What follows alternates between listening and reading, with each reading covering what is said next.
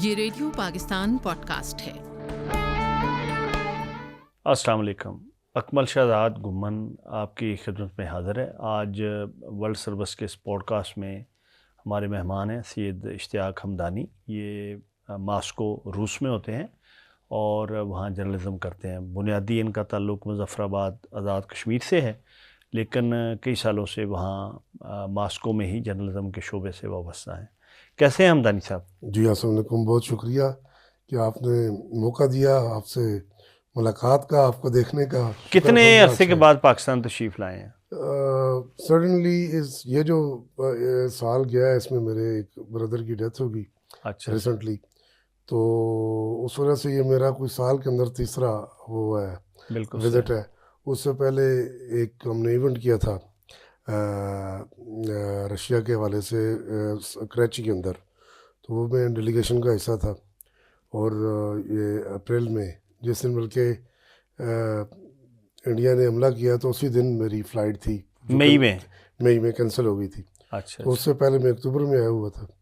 तो बस ये इस साल कोई ज़्यादा चक्कर लगे। तो कितने साल हो गए साल आप? में एक बार। कितने साल मैं हो गए? 93 से हूँ। अच्छा, 93 से। तो शादी आपने वहीं की या यहाँ की? उधर तरफ अच्छा, उधर रूस में की है। दोनों तरफ की हुई शादी। अच्छा, दोनों तरफ की हुई। बिल्कुल सही। तो जो रशियन भाभी हैं उनको कोई इतराज़ नहीं है? वो मुस्लिम ततारी हैं। अच्छा। तो इतराज़ तो फिर आपको पता है पाकिस्तान में भी बड़ा होता है, लेकिन ये कि मर्द मुजाहिद बनना पड़ता है। बिल्कुल सही। इस कामों में तो हम मर्द वैसे ही मर्द मुजाहिद तो बन आप रशिया किस यानी सिलसिले में गए थे? मेरे बड़े भाई थे, वहाँ पढ़ते थे। उनने सोशल साइंसेस में डिप्लोमा किया था गोरबाचोफ अकेडमी से, जिनकी डेथ हुई है, आशिक हमदानी। वो यहाँ पे अपना मैगज़ीन भी निकालते रहे, इंग्लिश में भी उन्होंने मैगज़ीन निकाले हैं, उर्दू में भी। तो उन्होंने मुझे स्टडी के लिए बुलाया था। मैंने फिर वहाँ कंप्यूटर प्रोग्रामिंग की, रशियन पहले मैंने सीखी। तो फिर 98 में जब विंडो आई, तो उसके बाद वो डास वगैरह, वो जो कंप्यूटर के सॉफ्टवेयर होते, प्रोग्राम्स होते थे उस वक्त के, वो सारे फिर बेमानी हो गए, चूँकि विंडो ने एक इनकलाब लाया 98। क्योंकि पहले, उससे पहले तो रशिया का अपना होगा। नहीं, अपना तो नहीं था, लेकिन डास उसको शायद वो जी। तकरीबन सारी तरफ वही चलता था। बिल्कुल ठीक जी। अच्छा, आप रशिया के अलावा दुनिया के किन किन ममालिक में गए हैं? मुझे अल्हम्दुलिल्लाह कोई तकरीबन 36 कंट्रीज़ में जाने का इत्तेफाक हुआ है। उसमें सोवियत यूनियन की वो रियासतें भी आती हैं।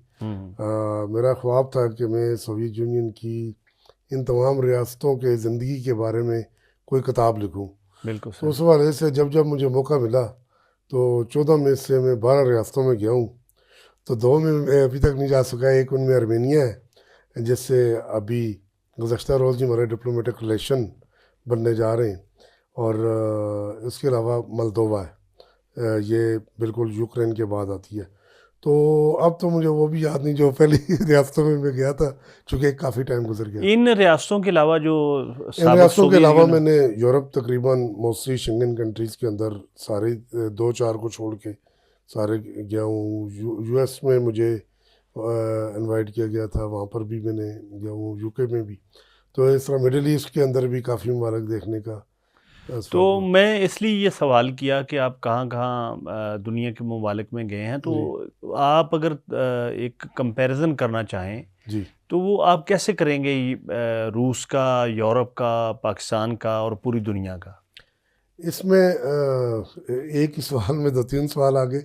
लेकिन अगर आप पाकिस्तान की बात करें, तो यकीनन हम जब पाकिस्तान से बाहर जाते हैं, पाकिस्तान के जो हमारा जो कल्चर है, जो डिशेस हैं, जो चीज़ें, इवन के आप उसको फल फ्रूट का भी कह सकते हैं, बहुत सारी चीज़ें मिस की जाती हैं कि यार बस ये होना चाहिए, पाकिस्तान से बंदा आ रहा है। मैं ही नहीं बल्कि जितने भी लोग बाहर हम रहते हैं, तो ये लेके आओ, वो लेके आओ, ख्वाहिश होती है।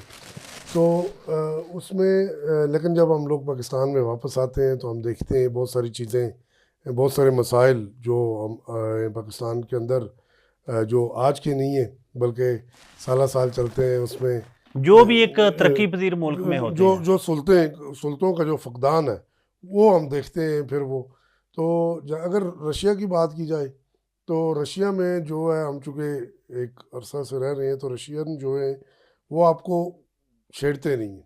मिसाल के तौर पे अगर आप यूरोप में तो अगर कोई मुस्लिम खातून ने हिजाब किया हुआ है, उसका जो रवैया होता है उसको सामना होता है, या जो एक नफ़रत है वो नहीं है। तो उस वजह से रशिया में हम बड़ा फ्री फील करते हैं। तो रात भी मैं एक निजी चैनल के प्रोग्राम में था, तो वहाँ भी यही बात चल रही थी कि रशियन मुस्कुराते नहीं हैं। अगर आप यूएस जाएं तो हर बंदा वो आपको स्माइल करेगा, कोई बात करेगा, हेलो करेगा। तो यहाँ पे रशियंस के अंदर चूँकि वो जिन लोगों जिस माशरे में, सोसाइटी में, या जिस अपने फ्रेंड्स ग्रुप में उठते बैठते हैं, वो वहाँ पे फ्रैंक होते हैं। वो एकदम इस तरह आपके साथ फ्रैंक नहीं होते। तो उससे ये एक तसर लिया जाता है कि शायद रशियन मुस्कुराते नहीं हैं। यानी एक उनका अपना, हर सोसाइटी का अपना कल्चर होता है ना, जी, बिल्कुल। और उनके अपने रवैये होते हैं। जी, अच्छा, दूसरा, ये जो यूरोप की तरफ से या ख़ास तौर पे अमेरिका की तरफ से एक बड़ा लंबा अरसा प्रोपेगेंडा किया जाता रहा, और वो को ऐसे लगता है कि जैसे ये पसमानदा सोसाइटी है और बंद सोसाइटी है, किसी का इसको इसके बारे में किसी को पता नहीं है। तो जी। ये कॉन्सेप्ट ऐसा है, आप समझते हैं? ये कंसेप्ट ऐसा नहीं है, इसमें बहुत बड़ा रिस्क लिया रूस के सदर व्लादिमीर पुतिन ने 2018 में। 2018 में उन्होंने फीफा का वर्ल्ड कप कराया फुटबॉल का, तो उसमें उन्होंने वीज़ा फ्री कर दिया। हुँ। तमाम दुनिया सिर्फ टिकट लेना था और उसने आना था। तो उससे दुनिया भर से लोग आए रशिया, और रशियन भी डरते थे फॉरनर से। ये नहीं है कि रशियन नहीं डरते थे, वो भी डरते थे फॉरनर से, पता नहीं ये आएंगे हमारे मुल्क को क्या कर जाएंगे। तो ये मैं समझता हूँ कि उस वक़्त दहशतगर्दी की जंग भी अरूज पे थी। उसके बावजूद रूसी सदर ने एक बड़ा बोल्ड इनिशिएटिव लिया, और उन्होंने जो है ये वर्ल्ड कप किया और वीज़ा खोल दिया। तो जब फॉरेनर लोग रशिया आए, तो उनने देखा कि हमारा मीडिया जो बताता है, यूरोपियन, अमेरिकन, चूँकि हम लोग उस तरह फुटबॉल तो यहाँ पाकिस्तान में फ़ेमस नहीं है, लेकिन फिर भी बहुत सारे पाकिस्तानी भी गए इस मौके पे। तो उन्होंने देखा कि रशिया तो बिल्कुल ये लोग हमारे जैसे हैं, रशिया तो बड़ा फ्रेंडली है, इसके अंदर कोई ऐसी चीज़ नहीं है। तो इसी तरह रशियन लोगों को भी पता चला कि ये लोग आए हज़ार लाखों की तादाद में, इन्होंने एक पत्ता भी नहीं तोड़ा। ये जैसे आए, कोई इन्होंने पत्ता नहीं तोड़ा, कोई गिलास नहीं तोड़ा। ये इसने हमारे मुल्क में कोई ऐसी कोई चीज़ एक्टिविटीज़ नहीं की। तो उसके बाद दोनों रशिया के साथ भी उनका एतमाद बहाल हुआ, रशियन का भी, फॉरेनर्स के हवाले से। तो दूसरी तरफ ये हुआ कि बदकिस्मती से कोरोना आ गया। कोरोना के साथ साथ ये यूक्रेन वार आ गई।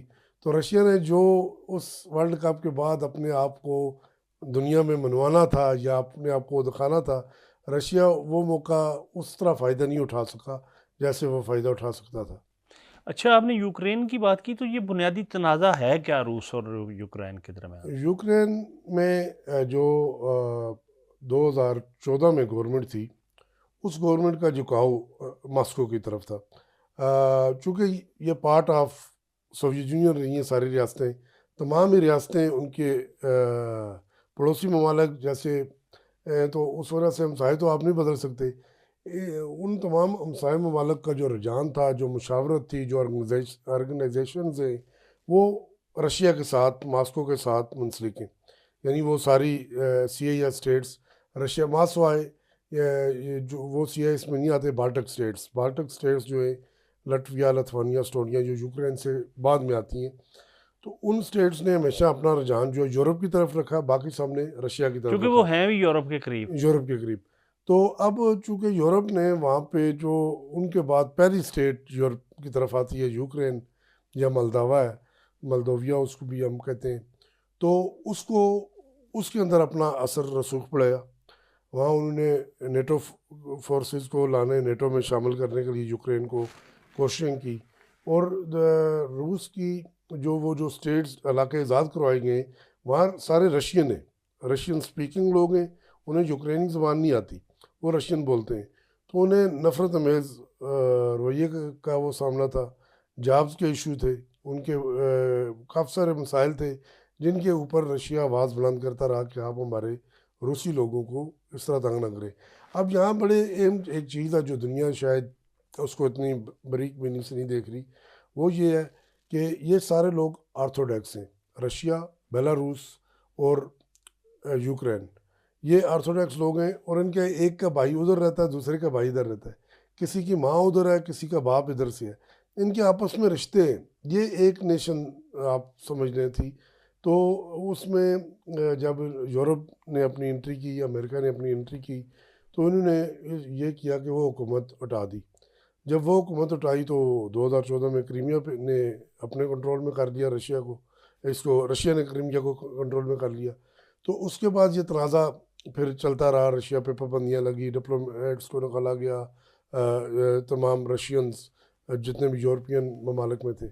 तो आखिर में ये है कि इस तनाज़े की वो जो शुरुआत हैं वो 2014 में हुई है। एक एग्रीमेंट उन्होंने यूरोप ने किया मिन्स्क के अंदर बेलारूस के दारुल हुकूमत में, जिसको बाद में यूरोप ने पूरा नहीं किया। जो गारंटीज दी यूरोप ने वो पूरी नहीं की। फिर इस्तांबुल में हुआ, वो भी पूरा नहीं हुआ। अच्छा, तो ये एक मैं यहाँ ये बात भी पूछना चाहूँगा कि नावल्नी एक जो अपोजिशन लीडर था, जी उसको भी वो जेल में ही उसकी मौत हो गई, तो वो जी। क्या तनाज़ा क्या था वो? बेसिकली नवाल्नी का जो इशू है वो उसको मगरब ने उसको हाईलाइट किया, यानी जिस तरह यूक्रेन में है। जिस तरह यूक्रेन में है। नहीं, मतलब यह कि इसको मगरब ने कोशिश की थी कि कोई ऐसे अपोजिशन लीडर पैदा किए जाए।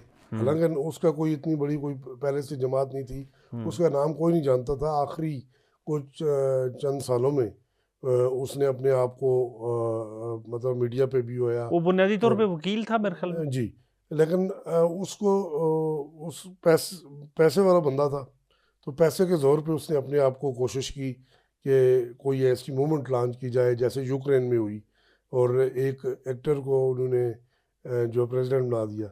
तो वो शायद उसको ये लगता था कि शायद रशिया में भी ऐसा होगा। तो फिर उसके ऊपर चूँकि काफ़ी सारी इल्ज़ामात थे, कुछ चीज़ें उसने की भी थी।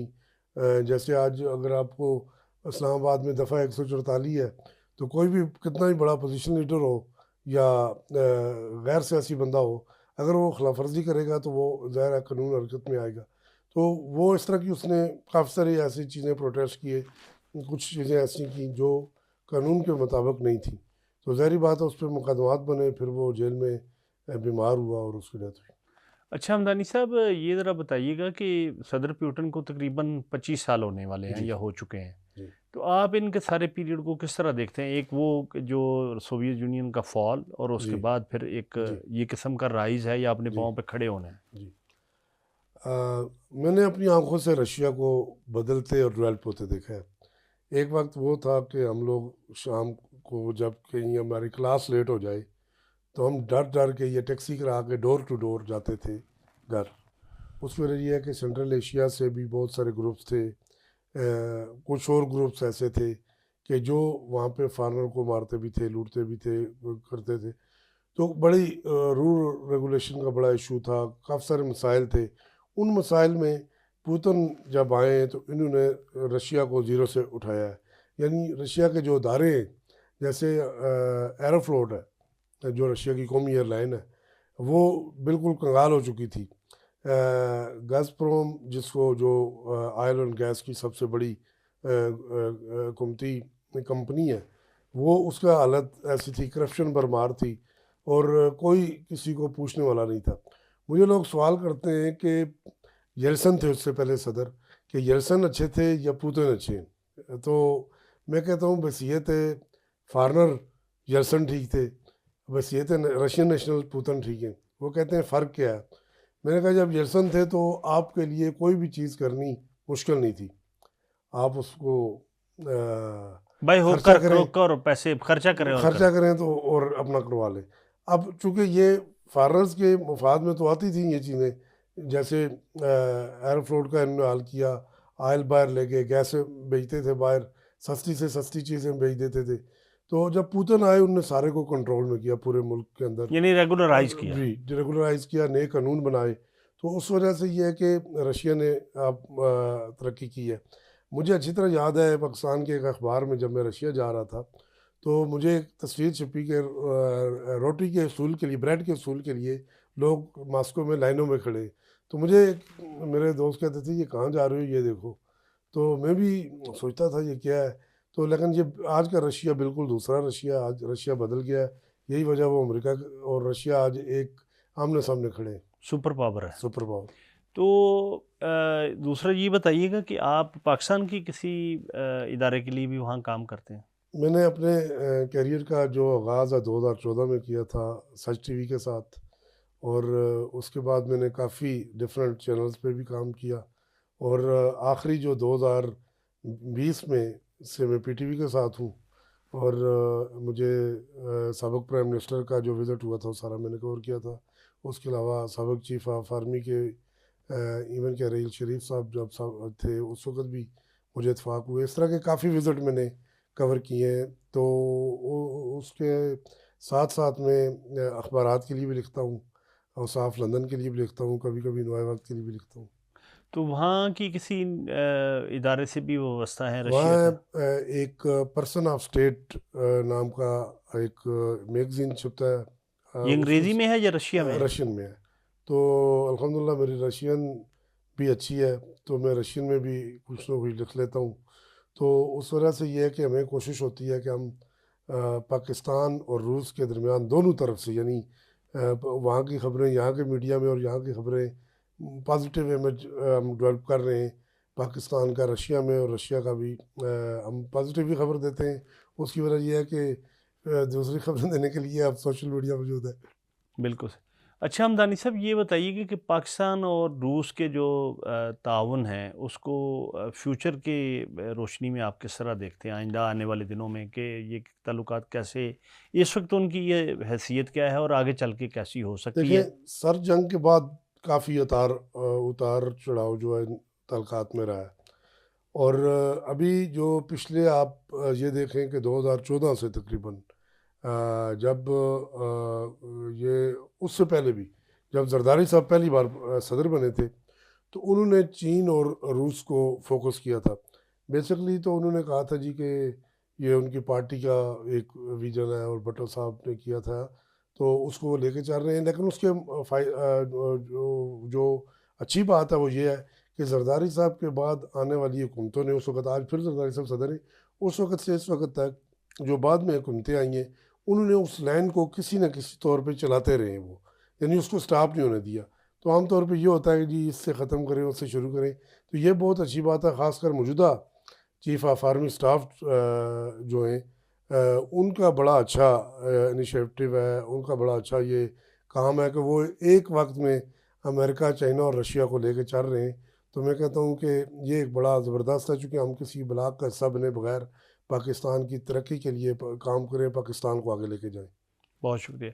तो रशिया में रहते हुए शायद ही कभी मिस करते हैं पाकिस्तान को? बहुत ज़्यादा करते हैं, इसलिए बार बार आने को दिल करता है तो यहाँ पे। पाकिस्तान में रह के रशिया को मिस करते हैं?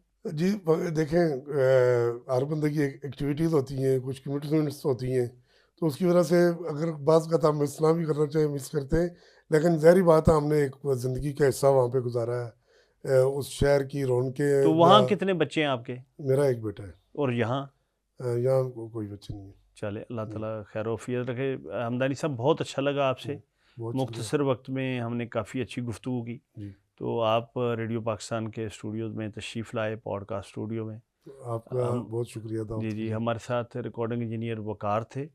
तो आज का ये प्रोग्राम बहुत अच्छा रहा। इसके साथ ही अकमल शहजाद गुम्मन को इजाज़त दीजिए। अल्लाह हाफ़िज़।